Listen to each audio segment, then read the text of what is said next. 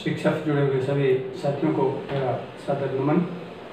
मैं ओम प्रकाश द्विवेदी माध्यमिक शाला परसपरा विकास खंड भैयाथान जिला सूरजपुर छत्तीसगढ़ राज्य से हूँ।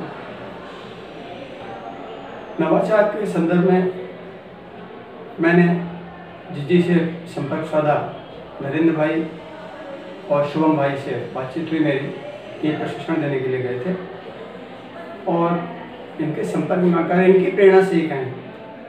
पहले मैं विद्यालय में करता तो था, किंतु मेरा ये नहीं था कि ये बात और कहीं जाए। मैं केवल अपने विद्यालय तक सीमित था और जो आइडिया इनको समझ में आया नरेंद्र भाई को, इन्होंने कहा नहीं सर इसको आप अवश्य शामिल कीजिए और एक प्रपत्र दिया इन्होंने फॉर्मेट। मैंने उसमें जानकारी दी, जैसा मैं करता था उस बात को मैंने लिखित किया और उसके बाद 1 महीने बाद मुझको कांटेक्ट किया गया और ये बताया गया कि आपका सर दिल्ली में इनोवेशन का जो अवार्ड अरविंदो सोसाइटी की तरफ से दिया जाता है, पुरस्कृत किया जाता है, उसके लिए आपका चयन हुआ है और रायपुर में एक कार्यक्रम है, वहाँ आना है। तो मैं वहाँ भी गया, पार्टिसिपेट किया, वहाँ देखा और थे। उसके बाद मुझको ये लगा कि नहीं, जो मैंने आइडिया किया बच्चों को जो हमारे लाभ हुआ वो सब तक पहुँचना चाहिए।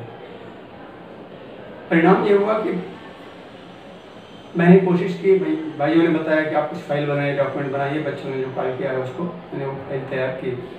इतना उसका ज़्यादा तो नहीं हुआ क्योंकि अस्वस्थ हो गया था, किंतु समस्या मेरी यहाँ से शुरू हुई थी बच्चों को लेकर के कि बच्चे हमारे जब प्रश्न करो तो बोलते नहीं थे। पुस्तक पढ़ना उनको, आधे से अधिक बच्चों को 50% ज़्यादा बच्चों को पुस्तक पढ़ना नहीं आता। जो पढ़ना जानते थे उनसे भी प्रश्न करने के लिए कुछ पूछे तो उत्तर नहीं दे पाते थे। एक दिन मैंने चार्ट आँख का चित्र टंगा हुआ था नामांकित। अचानक एक दिमाग में बात आई कि क्यों ना मैं चित्र के माध्यम से बच्चों से कुछ प्रश्न करूं, शायद ये कुछ बोले। और जब मैंने बच्चों के सामने चित्र रखा और हुआ कि एक एक चित्र को आप देखो, इसको बारीकी से क्या लिखा है और आपको फिर जो पूछना हो पूछो। उदाहरण दिया मैंने, प्रश्न करके कुछ बच्चों से प्रश्न किए कि आइरिस किसे कहते हैं, कॉर्निया किसे कहते हैं, लेंस कहाँ होता है, इस तरह के।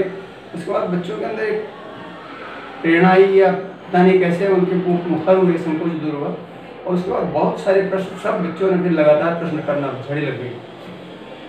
तब मैंने उनको पुस्तक से जोड़ा। पुस्तक में उसी पाठ से संबंधित 2 पैराग्राफ दिए उनको। मैंने बच्चों को पुस्तक लेकर के समझाया, पढ़ाया और यहाँ से अचानक उसको ये लगा कि बच्चों ने इतना प्रश्न शुरू कर दिए। इतने भले प्रश्न की भाषा में थोड़ा सा उनकी ग्रामेटिकल मिस्टेक होती थी, उसके लिए उसको सुधार करना पड़ा बच्चों के लिए।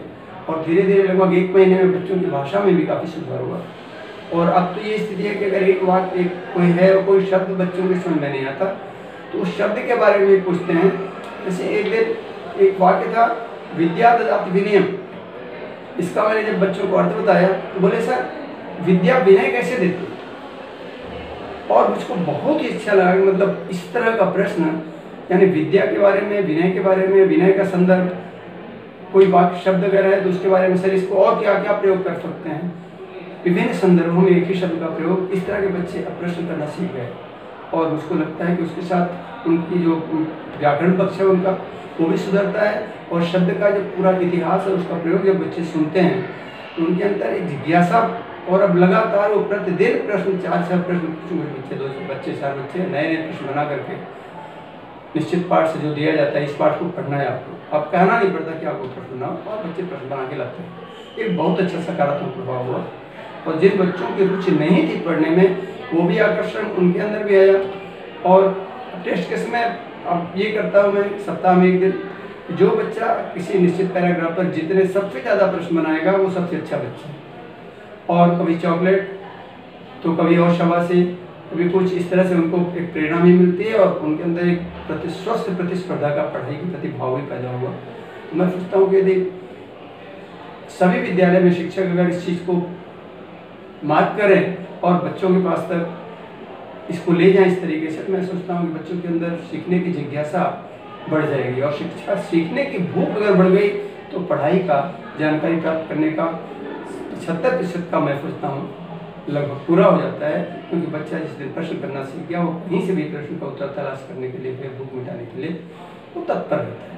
इसके लिए मैं सबसे पहले धन्यवाद देना चाहूँगा श्री अरविंदो सोसाइटी को और HDFC बैंक के सौजन्य सहयोग से जो चल रहा है, जिनके कारण मैं आज यहाँ तक पहुँचा और मैं जो बच्चों के ऊपर प्रयोग करता था वो सब तक पहुँचाने की कोशिश कर रहे हैं। इसके लिए पुनः बहुत बहुत आभारी हूँ श्री अरविंद और उसकी टीम।